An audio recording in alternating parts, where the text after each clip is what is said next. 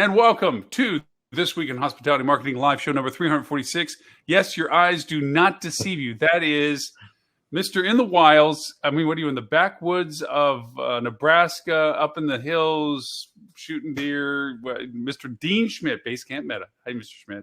Hello. For the record, for everyone to know, I had to tease Dean out of the woods.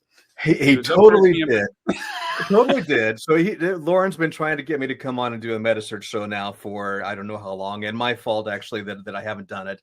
And then I see the invite yesterday that came out about today's topic being on Metasearch. I'm like, okay, come on, I can't not be a part of that. Especially since most of what I'm going to say is in fact either learned from you or have been discovered by being with you doing what we've been doing together with Metasearch. So, you know, the fact that I had to kind of call you out in a quiet, subversive, flare gun kind of sort of way. Subtle. Yeah. But I do know we have limited time for this. So Yeah. I want to dive right into the topic on this. Let me first lay the groundwork on one thing, and that is the premise of this show was literally because of what Dean has been doing with me, I should say, about clients that we have. And it really opened my eyes to the notion of what Metasearch has always been perceived as, for even those people that are even aware of it being what it is. That's even a task that, Dean, you could talk to for years. You have been fighting that good fight for a very long time. But then I realized that it isn't so much about, oh, it's on, okay, here's some money, do the thing, and at the end of the month, we're going to see how much we make. There's a lot of little details to it. And Right. I'm not trying to say to give away the farm on how all these things are done, but I wanted to talk a little bit about some of the nuances of what gets done. So with that, that's my lead into you, Mr. Dean. Yeah. Really open slate of conversations of the devil's in the details. It will, when it comes to Metasearch. So where do you want to put a stick in the sand? Because I can start us anywhere if you want. Yeah, well, and a lot of directions to go with that. Obviously, the first thing is to get it on and get the connectivity in there to get that distribution rates and availability out there. But then you've got a campaign to manage. And one of the first challenges with that, if you're just starting that campaign, is nothing, right? So you have no historic data whatsoever. I don't know what your CPCs are going to be. I don't know what your conversion rate's going to be. I don't know what kind of traffic you're seeing, right? There's no data. I can make some educated guesses, but there is no historic data coming in from day one. So that's the first thing. What are we dealing with? And you only know that after you have it up and live and you go, oh, hey, guess what? We're getting 3 times as much traffic as what we expected to. Or, hey, you're getting more traffic on weekends than weekdays. Or your CPCs are higher or lower than what we expected to. There's all kinds of variables that come into play there. And the first challenge to that is getting what I refer to as a statistically relevant data sample. And that can be hard to do. If you're a roadside motel in Montana, probably not a lot of data to go off of there. But if you're a destination hotel in a major market, let's say in Maui or Cancun or even Miami, or even kind of a touristy hotel in a major market, whether it be New York City or Tennessee, Miami, lots of different areas like that, you're going to have more traffic and more data. So the more data we can put together, the better educated decisions that can be made using it. But we have to see what we're working with. So when I go in after the first couple of days, the first thing I want to see is, A, am I getting visibility? And then B, subject to A, if I'm not, why not? What is hampering my visibility? It could just be that OTAs are outbidding me and they're willing to pay a higher CPC for the traffic. Okay. Then I have to ask myself that question. Do I want to pay that CPC to get that traffic? Which is then usually answered by the question of, am I getting the bookings off of it? Which is subject then to that conversion rate, right? So I have to look at my conversion rate, because somewhere along the way, I don't care how good you are at optimizing. It could be machine learning algorithms and all kinds of things that do a great job. But somewhere, sooner or later, somebody has to make a booking, or none of this matters, right? So if that booking isn't happening, now we've got to ask that question, why not?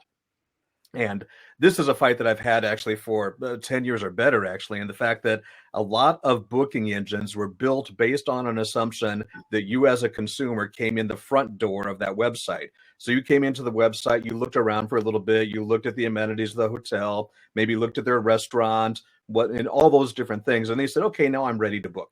And now you're going through that booking process, right? And it may have multiple steps. I'm trying to first show you the rates and availability and the number one drop-off point, right? Because maybe you don't have availability for the dates in question, or maybe I'm traveling with a family of 5 and all you have are king-bedded rooms, or maybe the rate's just too high. Maybe I don't want to pay $500 per night. I was thinking more $300 per night, whatever it may be. So that's your number one drop-off point in that sales cycle. But okay, we make it past that stage, and then we want to upsell, right? We're going to add on flowers or upgraded rooms and those types of things. And there's a number of steps before we get to that final stage, right? Well, in Metasearch, I can skip over a lot of that, because in Metasearch, at that point where I click on book, I already know that you have availability for my dates. I already know what the rates are. If somebody's using room bundling, and that's a whole separate conversation, but if they're using room bundling, I can see if the room type that I want is available or not. I've looked at your hotel's pictures. I've looked at the guest ratings for the hotel. I know where you're at on a map. I have an informed practice right now. I have an informed course that I'm taking that says, I want to book a reservation. I click on that button. The only thing I should be doing right now is booking a reservation. And I want to do that process. Think about what would Amazon do?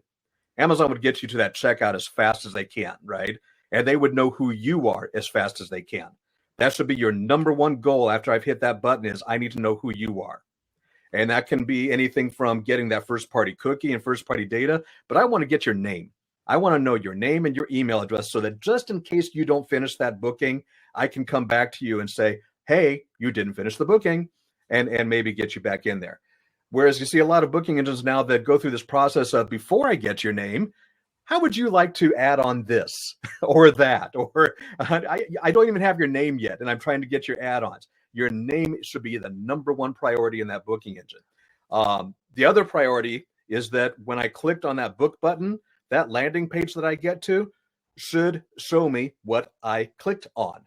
If it shows me something else, something other than what I just clicked, that's confusing to the consumer, right?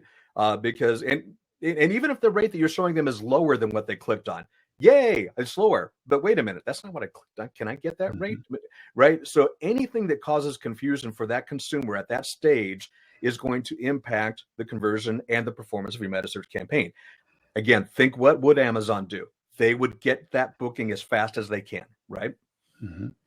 You amazingly, you made the points that need to be made. The fun part is that all the reasons of why you said those things, I have a deep connection to the pains of things, because to kind of go a little deeper below this is how it works things, is there is internet booking engines, okay, that have ways of doing things.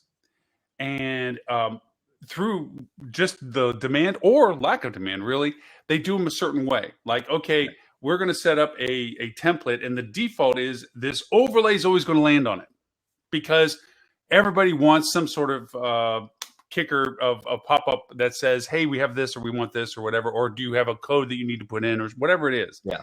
And when you're first connecting, the logistics of connecting the availability of your inventory to be displayed in Metasearch for the platform usability, you go to the booking template, and either it goes to a default template, which is if anything else hasn't been set up, this is the one you go to, aka default. Yep. And in the default has these things where all of a sudden there's an overlay. Or the default is the inverse of the rates being offered, to your point, Dean, where I came for this thing. Okay. You said it's this price. I click on the link, and I'm expecting to see how to get that price. And all of a sudden it's not there. And you got to scroll down, because all of a sudden, a $200 rate, you're seeing a $500 rate. Right. And it's like, what? Feel first off, bait and switch. And then for those who are still curious enough to even know if they can find the rate, they'll scroll down and eventually find it. You've lost already some other people that just said, whoa, hey, that ain't right. Click on. I'm done. Right. Yeah. And you just wasted the money to get them there, and you wasted the opportunity to go over and book with them, because as you pointed out earlier, all of the preliminary things of what they would discover about you were already done. They're at that point, that ZMOD of, hey, I'm going to go over and make this acquisition, or look at whether I want to buy this thing, and you failed. So it is that logistics stuff to it that gets caught, the devil in the details thing, where it's like, okay, it gets set up, it's plugged in, okay, we're all done. No. Now all of a sudden we get an overlay that's requiring a code. Why is there needed for a code? We don't need a code. It's supposed to go to the rate we offered. Then he goes and he sees the rate, but the rate has 3 other rates that might be lower. Why? Because the default allows for those rates to be displayed. So there's a lot of follow through, and I think the part that I want to make, and probably to the affirmation of you, Dean, for what you do as Basecamp Meta, okay, is a lot of organizations are trying to throw into their toolkit, we do Metasearch, because they found the resources, like we use our resources, that will allow for that connectivity, that they'll handle that. You just have to provide them what they need, and they will get you connected to Metasearch.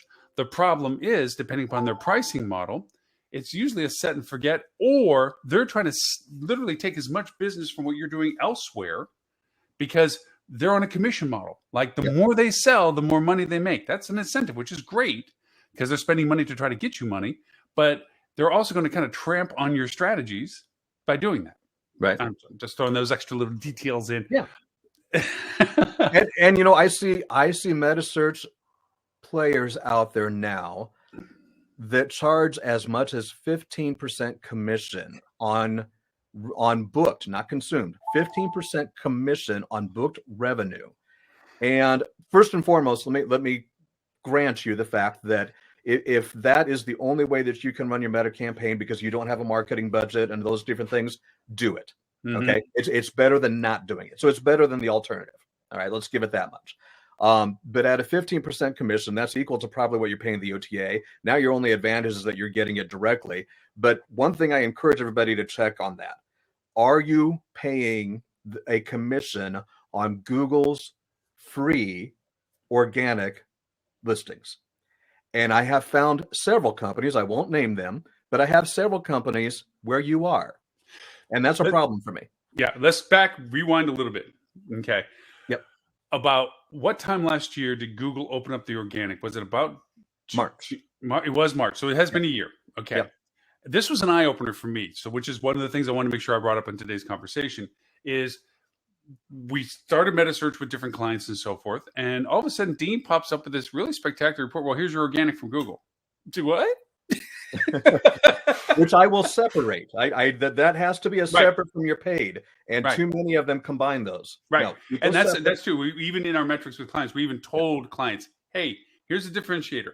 You can see this. We'll send you the report for this, but we're not taking credit for this. Okay, right. This is because you're in this platform. Understand, and then please correct me if I'm wrong. Prior to Google opening up the organic version of Meta, it really was you paid, you showed up. You didn't pay, you didn't show up.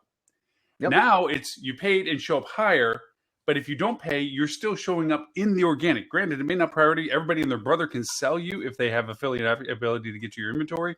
So you're in kind of the mix, but there is organic value in Google, okay, for business. And that's the part I think leaning into of the, well, Metasearch, I don't know. I already am doing digital marketing and I'm doing this and the OTA is doing this. If I here's a statement that a writer Liz McGivney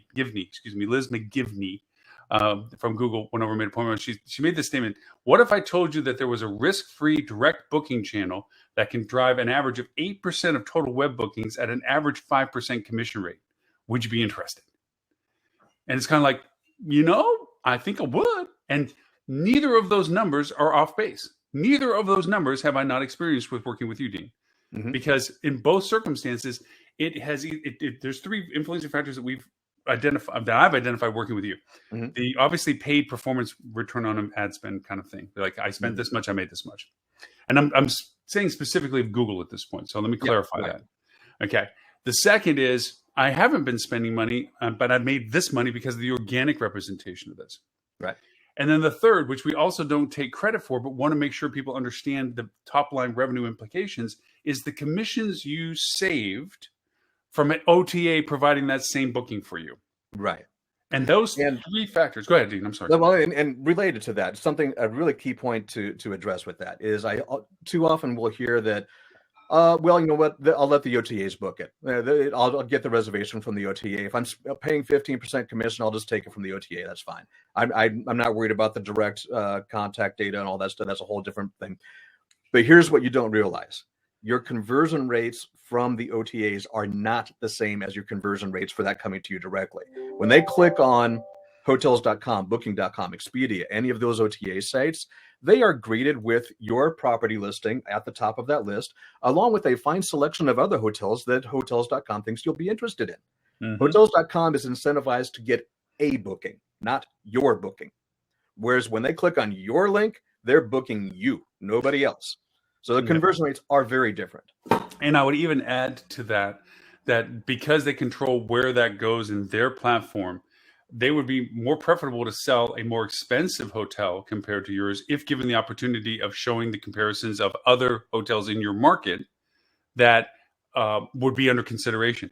And I kind of lean into my brand friends when I say, when you go to the brand and you're asking the brand to support and sell your hotel because you put their flag over it and you're paying them fees to have brand contribution, it is a very frustrating point when you go there and say, hey, what are you doing for me for advertising? Oh, well, we're making sure you show up in the regional page or the location page.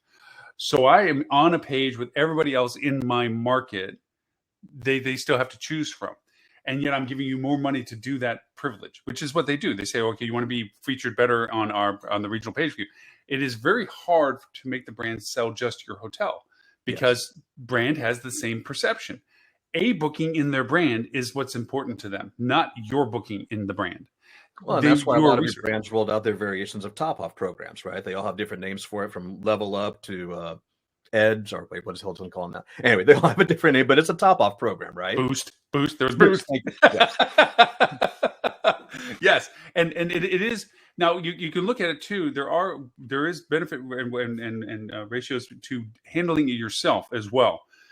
You brought that to my attention, and not just the bid management process, as to looking at how you're getting that traffic and how you're getting those conversions. And from a recent, as of yesterday, fresh off the mill discussion with you, what channel, what platform are they using? Are they using digital direct, desktop, or are they using mobile? Mm-hmm.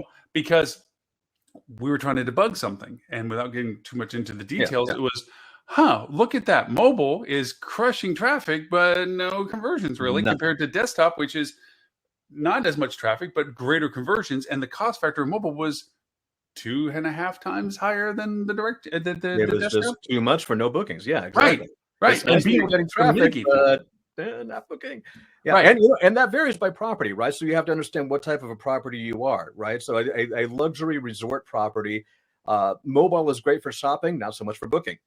Versus the airport hotel, you know what? I'm on the way there. I'm probably booking on my mobile. Tick, click, tick, 3 clicks, I'm done, booked, right? So you're going to have differential. You have to know what your demographic is. Who is your audience, and how is your audience booking their reservation? Yep.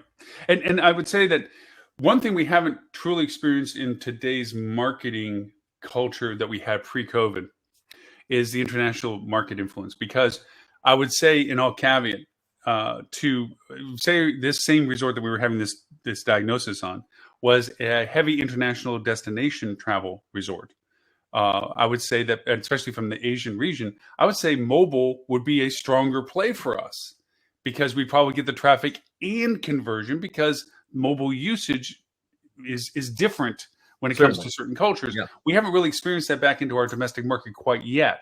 So we are still facing pretty much the same North American and or United States perception of, I may find it on a phone, but I'm going to probably sit down on my desktop later on a bigger screen and kind of poke around and look at it and book. Compared to what most cultures have is the phone is it.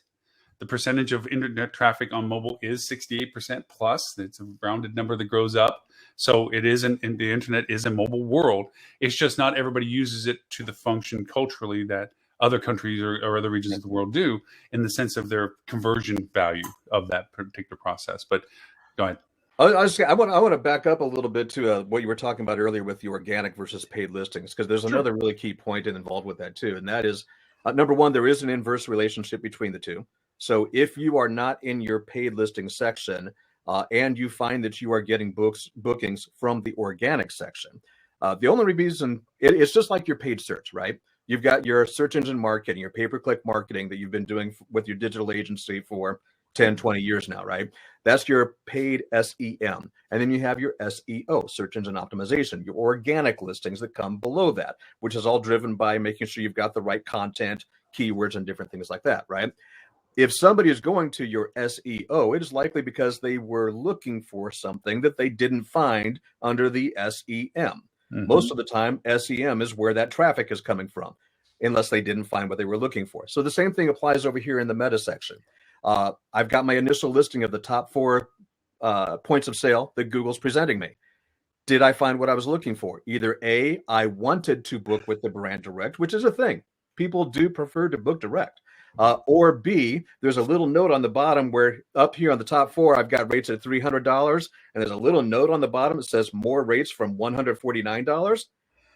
Yeah, I'm going to click on that. Right. And so then that comes down below. And now I find, oh, here's that rate at 149 with some weird travel agency I've never heard of before, usually a bed bank wholesaler, which brings in the other part with the organics. There's the pros and cons to that organic section. The con is that everybody now can throw availability in there unless you have specifically within your wholesale agreements told them they cannot. So that becomes a dumping ground, a wild west for every bed bank and wholesaler that has excess inventory. Just shove it over there into the Google organic section. Doesn't cost me a CPC. All I've got to do is connect it, and let's see if we can sell a few. Yeah, it's true. It's funny as you're saying through those processes is that one of the things that when I first approached handling Metasearch for clients was that we said, okay, we're gonna offer this based on how many channels we're going to control for them, because it is a monitoring process, keeping a hand on the tiller, so to speak. You one thing I've learned from working with you is when you see a lot of traffic and you don't see the conversions going up with it in close tandem, because it is such a point of conversion for what people are using it for. That's a red flag to go, why are we getting the interest but not the revenue? Yeah. And you dive into it. The thing we did with the channels, because the platform we use has several different channels on it, was, well, we're gonna say you pay us this much to do this much time to do 3 platforms. We're gonna say Google, definitely a big 800-pound gorilla, probably TripAdvisor, another one that's there, so forth, and Bing. I've literally thrown that concept out the window, because one thing I've learned with you, because when we first started turning on projects, was, all right, we're gonna shut all these off, and you're like, why? Because we didn't say we're gonna do these. You don't know where the business is coming from. If at the very least, until you have a cycle of business to understand it from, let them run to see where they come in through first. And that was something that I learned from working with you, was just leave the door open, see who walks in, and from where. And then after time, if you need to yield your budget because you have limited funding, there's places you should say, well, I'm not just going to let this bleed on traffic. Right. That's absolutely right, yeah. That's one thing I see frequently is I'll have a budget per channel. Why? If you could get that booking from TripAdvisor or even Bing for that matter, if you could get that booking from Bing, do you not want to? Right. Now, if that booking from Bing is not giving you the return that you need for it, don't restrict it by the budget, restrict it by the campaign settings. So now go in there and just bid lower on that. Look at your day of week patterns, your length of stay, your booking windows, all those different metrics on different channels. Every channel has slightly different variations of them. But those are things that you should be doing to manage your budget rather than putting a cap on the budget. Leave the budget there. Go in and control the campaign. And that's another thing I also learned by working with you on this, is that my first reaction was, cap that. We're not going to spend more than that in that space, as my first reaction to its productivity.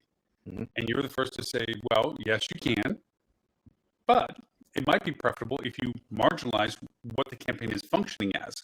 Maybe go into your traffic pattern, which these platforms now allow you to look at it to do, and say, well, you're getting a lot of traffic Monday through Thursday, but no conversions. Your conversions from this channel pretty much sit on Thursday, Fridays.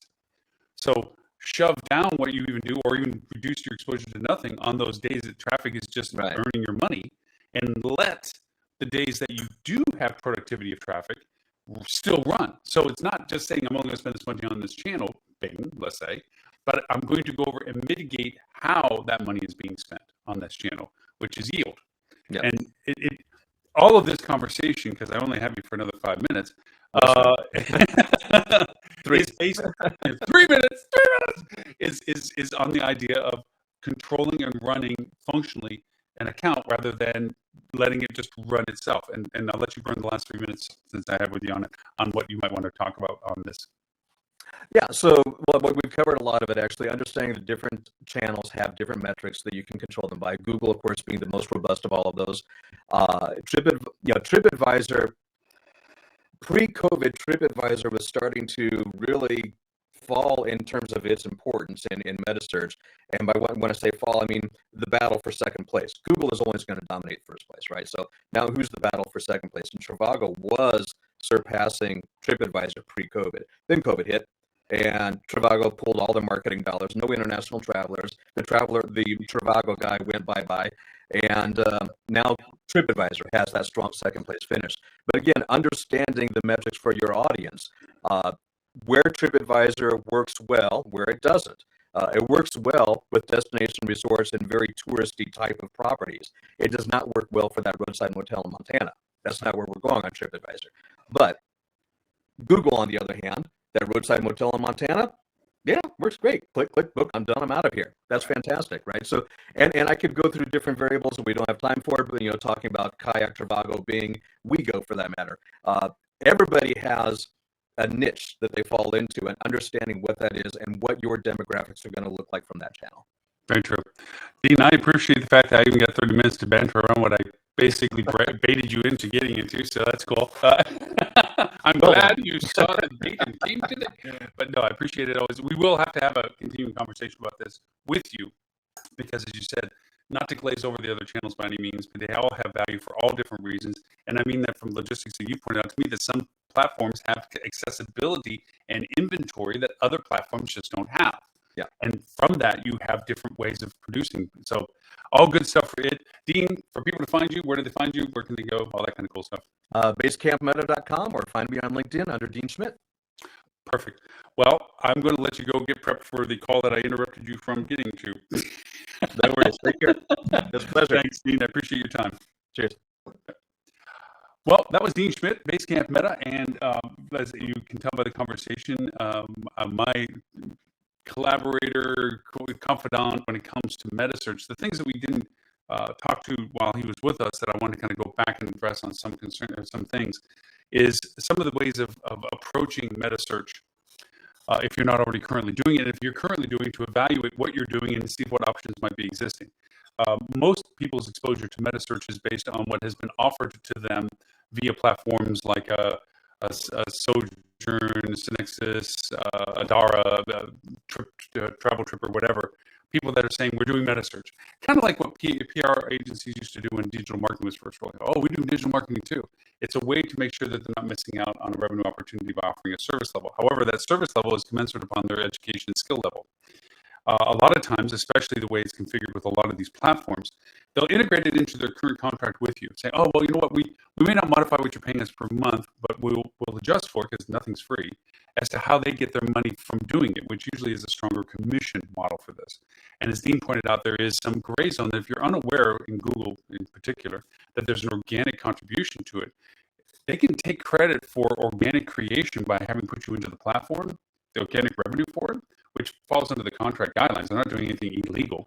They're just taking credit for something they actually directly did not influence by running the campaign for you. By creating the campaign, it gave you that opportunity, so they feel like they charge commission on it. But that was business you were going to get because you were on the platform, not because of some strategy that they did for you that you were technically paying the commission for. So knowing the granularity of how the process works, knowing the granularity of the channel itself, helps you determine what is your best solution. If you're a revenue manager, and this is a realm of revenue management, I remember that combination that between marketing and revenue management, that convergence that we've talked about so often, and then now is a reality of everyday life, where marketing and revenue management works together with the data and the tools that are most applicable between both of them. Revenue management needs to use Metasearch as a tool.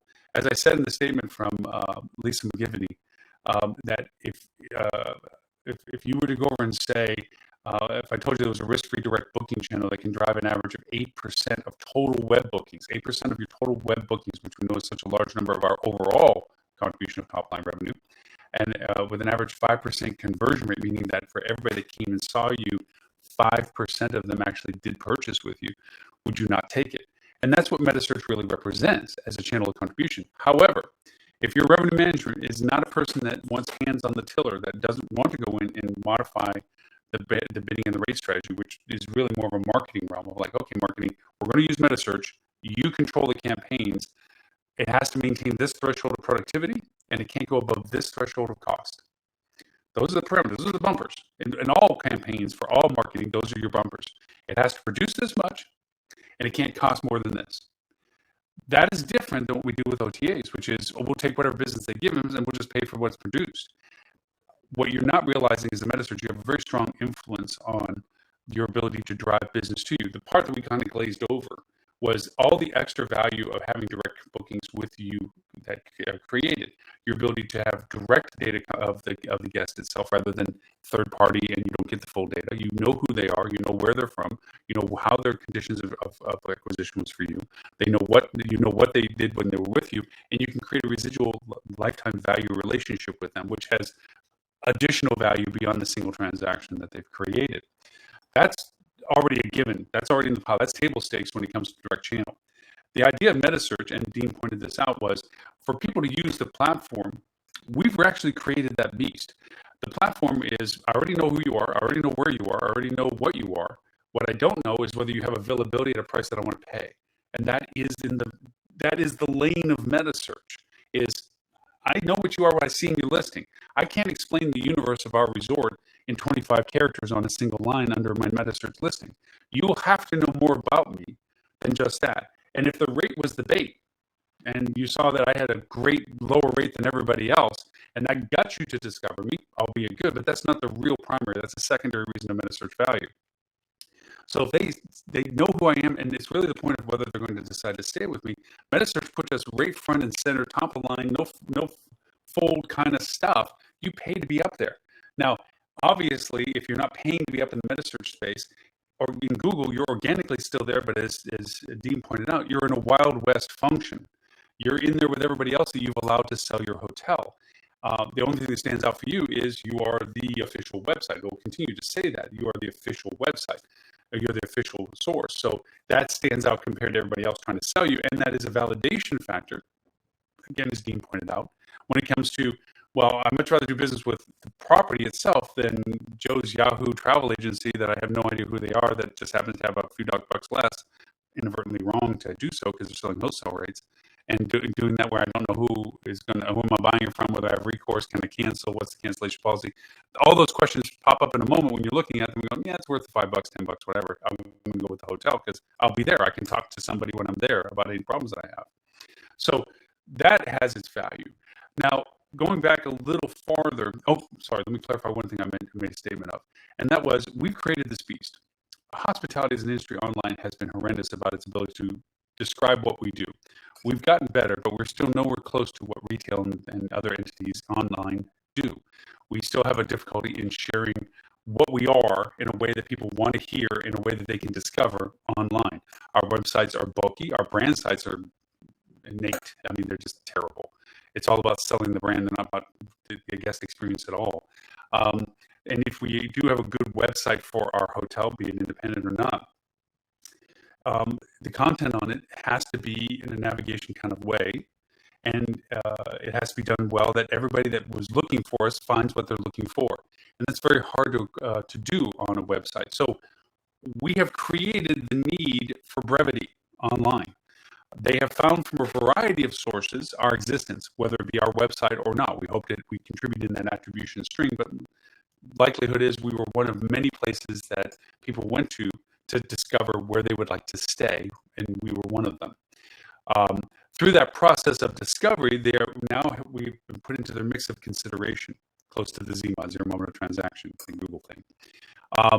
And then at that point, our incentive is in Metasearch, because now they know who we are, they know where we are, we know what we are, and so forth, is to see how we share and show up for what's available in the market. And Metasearch does that better than other platform mediums right now. Even the SEM that you're doing for your paid placements in Google and Bing and everything else, people know that you pay to be in that spot. It doesn't mean you're the best choice. You're certainly not just talking about rate at that point.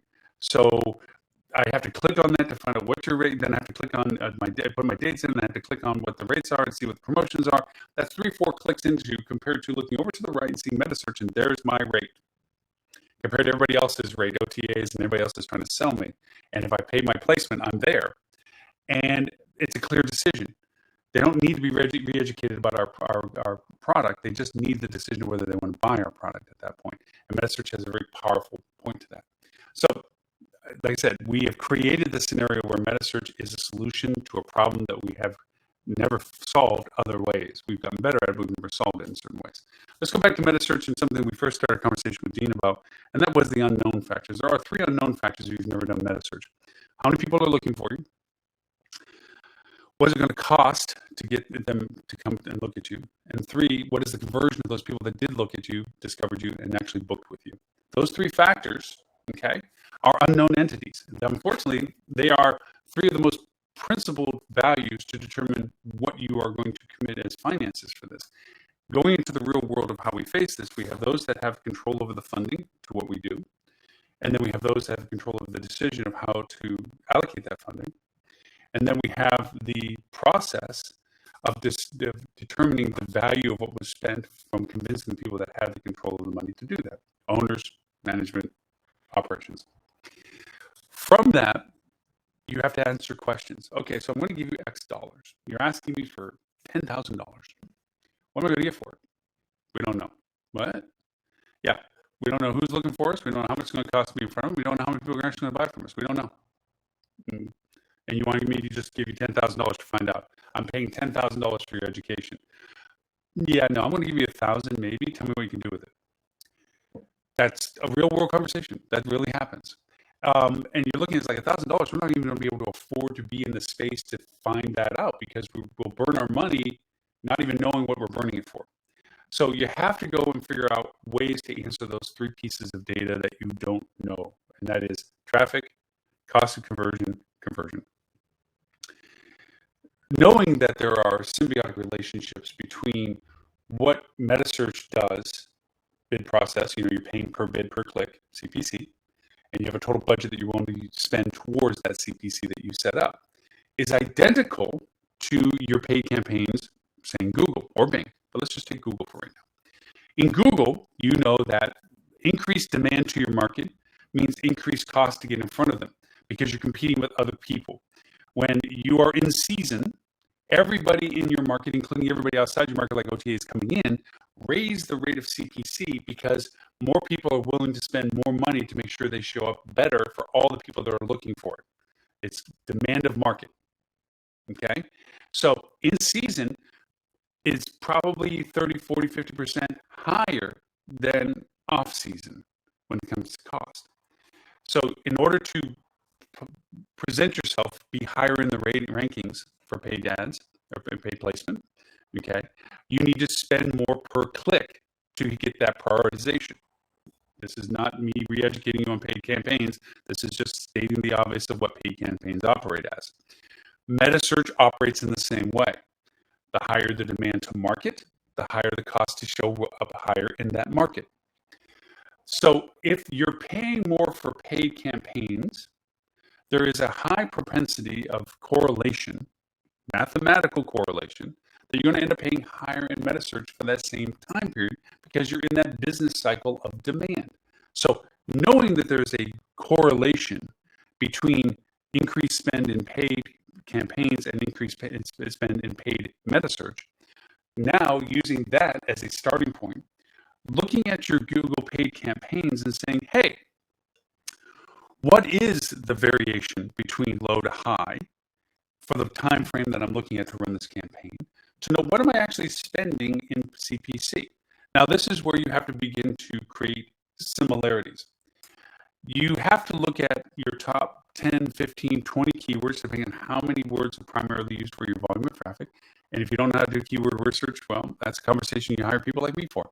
Or if you know it, then this is great. Look at the research of looking at your keywords and looking at the volume of traffic that each of your keywords has, and looking at the value of cost for each of those keywords for the volume of traffic that is there. Now, we know that there is what's called a percentage of voice, meaning how many people that are totally looking for what you would show up for will get the opportunity to see you in their discovery. 100% voice is almost non-existent. It has to be a very small volume of traffic for you to be able to acquire 100% voice, meaning you show up for every time somebody's looking for something that is related to what you are. More often in high demand markets, you're getting fractionals of those.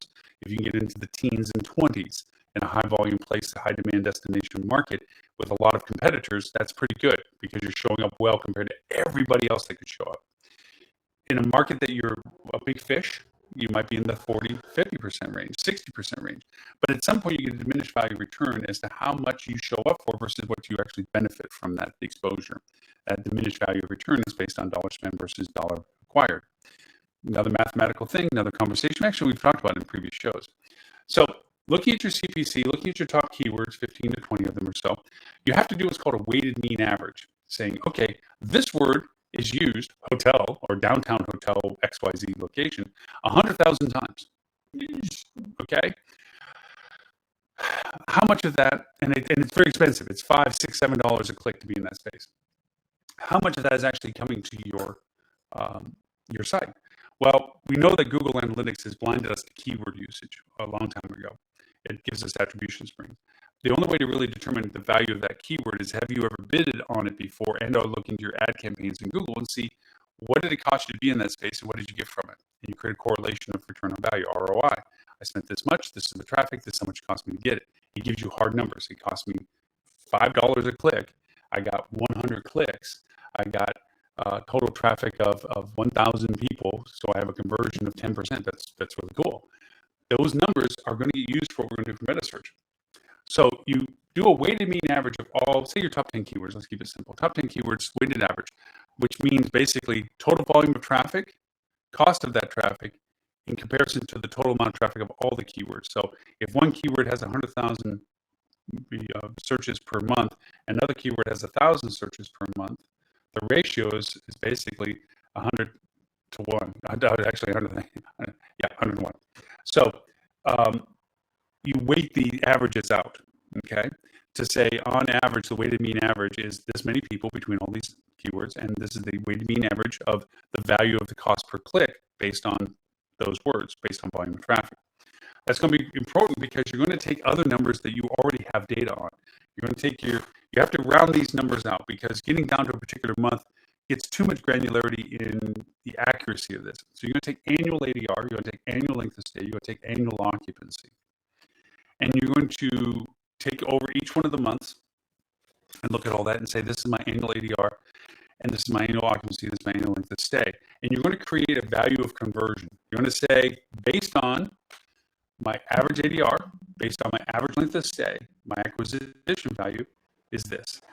Then you take your occupancy percentage of your total inventory available for the whole year, okay, which is your total room count multiplied by the number of days, basic math. And you're going to say that my occupancy was such and such. So this production, okay, if I make one conversion on average, okay, say it's $100 ADR, 2-night stay, that's $200 acquisition. Every reservation is worth $200. Okay, so now you have that number. Now you're going to look at your keyword stuff and say, well, on average, my CPC is $1.50.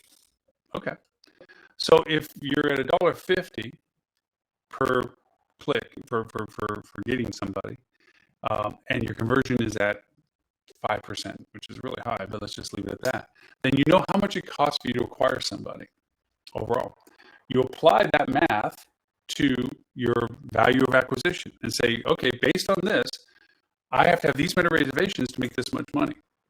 Okay, but you're also seeing your total traffic and your total conversion of your paid campaigns that, as we talked about earlier, are a direct correlation to what would probably happen in Metasearch, meaning as prices go up in your paid campaigns, your prices will go up in Metasearch. As your volume goes up in paid campaigns, your volume will probably go up in Metasearch. So now you have a benchmark number, which says, on average, this is how much I will probably have to spend per click for this much traffic to create this much conversion at this value.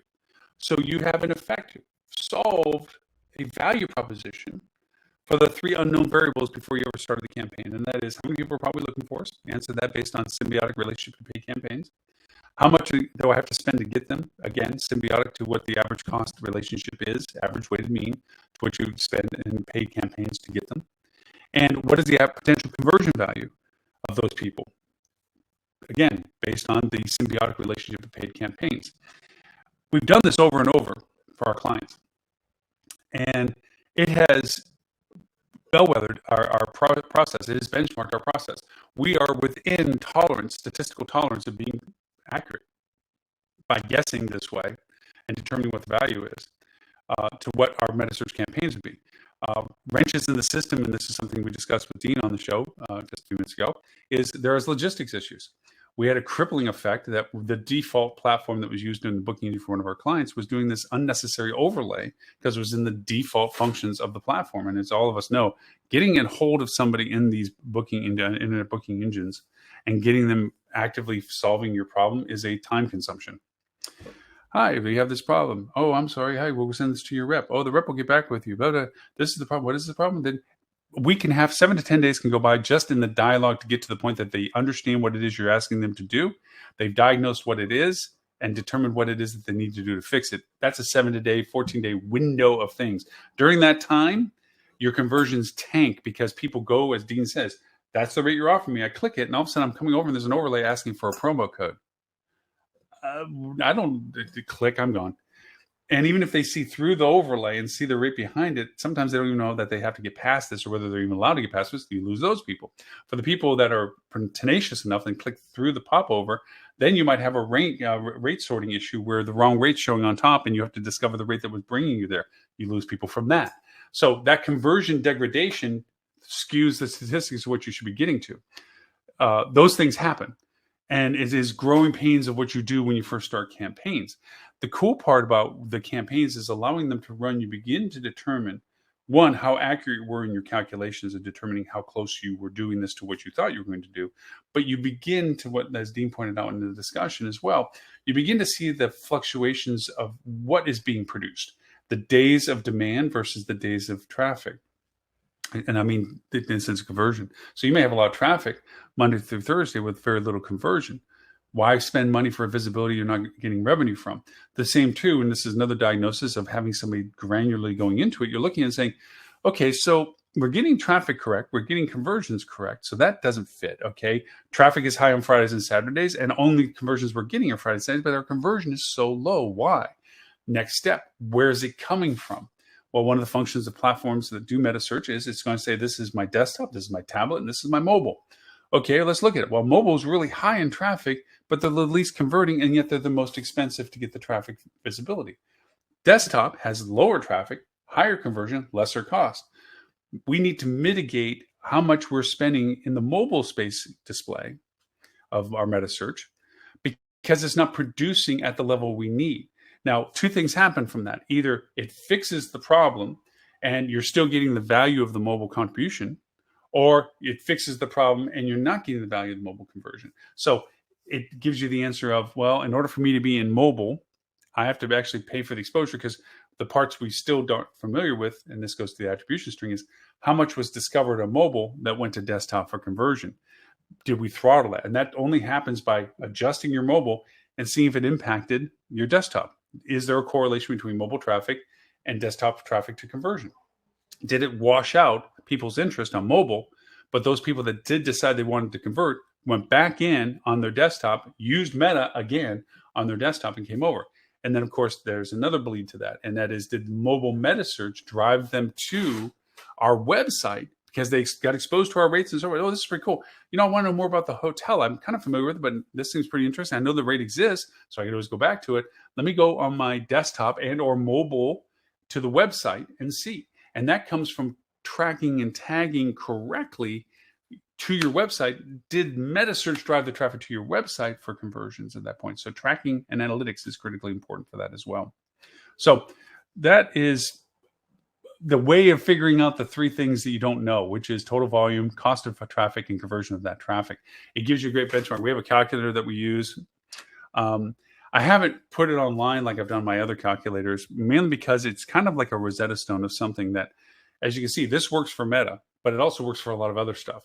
If you can create the matrix of this, and say, if I can create these correlations of weighted mean averages on these things, and I can determine volume of traffic, cost of traffic, conversion value of traffic, this applies to a lot more channels than just applying it to Metasearch, because there is usually that same correlation between traffic on paid versus traffic elsewhere on other channels. Your demand interest is up. You're the belle of the ball. You're in your peak season, whether it be spring break season for those that benefit from spring break, or whether it's summer season for those that benefit from summer season, or ski season for those that benefit from ski season.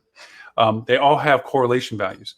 the ability of seeing traffic go up and down, demand versus lack of demand, has the influence with all these factors and tools. So there you have the keys of the kingdom, how to figure this stuff out. Not hard, time consuming, and functional by any means, because then you start creating what's called trend performance patterns.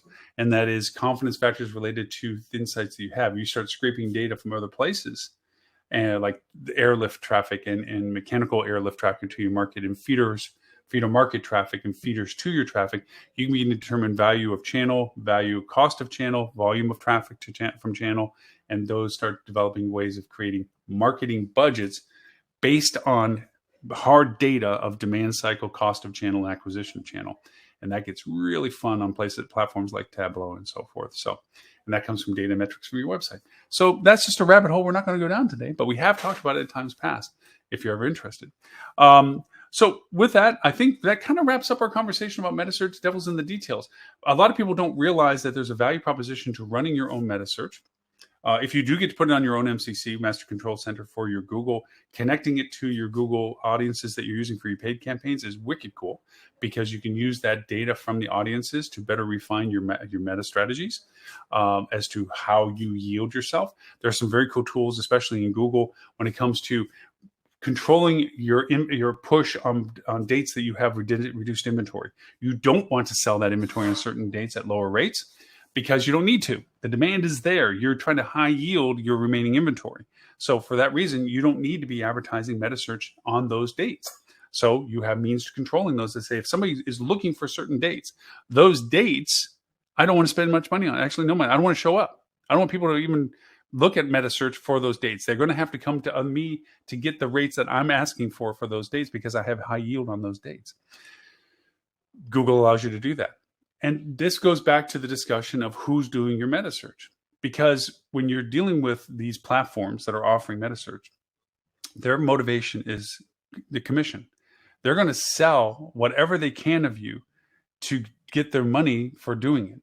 And that means, from a conversion point of view, that they're going to stomp over showing whatever they need to show in Metasearch, regardless of whatever you're doing in your own paid or organic programs. They're going to push selling you in deference to you selling yourself, because that's where they make their money. And they don't have, if you ever get the chance for people pitching you Metasearch, ask them, who's running it? What is their criteria? Do they ask me questions about what my revenue yield is for right now? Do they ask me what my strategies are for the next 30 days? Are they modifying my bid structure for my hotel on increments of demand by day, rate by day, inventory by day? I can absolutely guarantee you none of them say yes, because they don't. They turn it on. It's put into a hopper. It's one of several. And it's just, we turn the light on. If moth shows up or people show up, the light's on. That's what they do. They functionally create the space. There is a benefit to it, as Dean pointed out. If that's all you can do, you can't have somebody run this for you or pay somebody to run it for you. Then at least do that, because there is, and as you pointed out with Google, there is an organic value to this already. Just being in the space means you have residual value for being in the space. The unfortunate part of it is you're probably going to go pay commissions on business that really they didn't do anything to acquire other than making sure you're on the platform. So these are the details that you need to do. And as he pointed out just briefly, but it's a huge issue, in your contracts with wholesalers, the exclusion of their ability to sell inventory outside of the spectrum of the relationship directly with you, meaning only they can book the inventory you've made available at the rates you've given them. They can't sell it. They can't affiliate it. They can't second party it. Only the relationship exists for the wholesale relationship that you've given with them. That has to be a part of your contract negotiations. We're going to come up on another contract negotiations come this summer. You have to make sure that that is a key component of your conversations. So there it is. Metasearch, devil's in the details. It was a pleasure to have Dean pop back on the show with us, even if it be at a brief time, 30 minutes. I'm sure as time goes forward, we'll have more refined conversations again about Metasearch. It has come into its own in the sense of its value proposition, its contribution value, and its ability, as we pointed out, 3 factors. What you pay for is what you get. Organically, you get with what you didn't plan for. And the third is the commissions you save from doing it. I agree with you, Joshua. Joshua, for those who aren't seeing us on the other channels, mentioned the comment, these hotel brands need to connect Metasearch and revenue management tools to match the spend to need dates automatically. I would love to say that. Nobody has done that. It still requires a hand on the tiller. But that's what you're paying for by having somebody to do that. we quickly learned the value proposition of us doing it for clients was it's not about just getting them access and turning it on. It was like, holy geez, there's all these things we should be able to do for them, yielding it according to demand, determining where they're bleeding money for traffic. Right. Yeah. Let's do it and retire. Be right. Working on it, actually, because the tough part of it is, and this goes back to all of the incestuous software platform SaaS systems that are out there right now, they are unlikely to connect to somebody else and more likely to try to do it themselves internally, but they don't high prioritize those solutions until they see the monetization model high enough that says, if we made this, it will generate so much money for us to do that. It's wise for us to invest in it now where we're not making money in the development stage. But oftentimes we've seen this from every platform, any IBE, anything that's out there, is they offer this suite of services that only they can offer. And their suite of services are inept in compared to other suites of services or other branches of service that do so much better if they were only allowed to connect. I think that's always going to be a problem. Now, Joshua, to your point about doing a platform that does this, it's not, I wouldn't say it's not hard.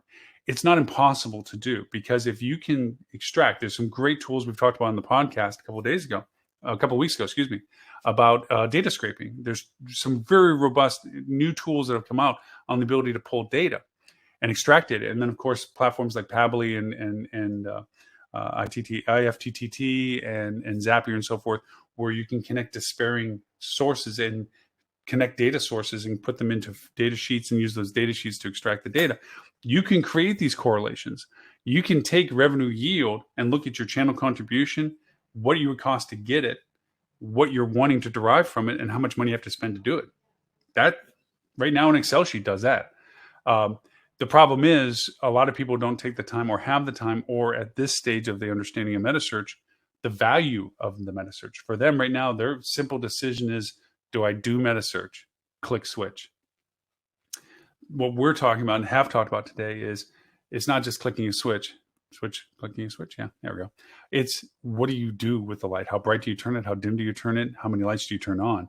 And that requires moderation. Somebody handling this stuff. So it's a value proposition, as I keep referring to in the article, and I'll have that in the show notes from Liza McGevney, the link to it anyway. And that is, if I told you there was a risk-free direct booking channel that can drive an average of 8% of your total web contribution at a 5% conversion, would you do it? That's what we're talking about. Metasearch. That's what it does. And for people to look at it, it's like, oh, well, that's just an accessory to what you're already doing in digital marketing, or that's already an accessory to what the brands are doing. It's not, because nobody does it at the level that it should be done for the real revenue value that it has and represents. So, Josh, thank you. Joshua, thank you for being with me, and thanks for the comments. For everyone that I was not paying attention to on the other platforms, Facebook, LinkedIn, Twitter, YouTube, on and off, thank you so much for all your comments that I'll go back to and find. Obviously, anybody that has additional comments and or questions, you can reach me at Loren at hospitalitydigitalmarketing.com. I answer each and every email associated with both the live TV show here and the podcast. And when I say TV show, I really do mean TV show. We have a TV station. For those who don't know, Hospitality Channel. It is on your Roku, your Apple, your Google, your Amazon. It's on. It's an app on your phones and tablets and everything, Android, everything. We're everywhere. There's a paid side and a free side. The live show we do here is always on the free side. You can always watch all of our episodes for that. And if you want to just see it online, you can go to hospitalitychannel.tv. It's like reruns of Lucy. Every show we've done for over 8 years is there, and links to all of them. And we're segmenting them out according to topics and guests and things over time. We're getting better and better with the researchability of the data, because we have such a large database of shows and content that we've hit. But it's over there at hospitalitychannel.tv. You can definitely go over and check us out there, as all of our podcasts are as well. And as a reminder, everyone, we will have a podcast. We'll have a quick recap of this show, in addition to getting into some really cool tools, which we always do, functionality tools and techniques to use them. And then, like I said, we'll do a recap of the show and a little bit of newsworthy conversation to that. So with that, thank you to everybody that we know. We're in at least 39 countries right now. We translate this show into 11 languages. Thank you for everybody that watches and listens. So we rebroadcast this show every Wednesday, 11:30 a.m. Sydney time, and 11:30 a.m. Wednesday, UK time, London time. So if you missed us because of the time zones, you'll catch us hopefully at a better time zone every Wednesday, as we always do. So with that, my name is Loren Gray. Thank you for the privilege of your time, and I look forward to talking to you all next week.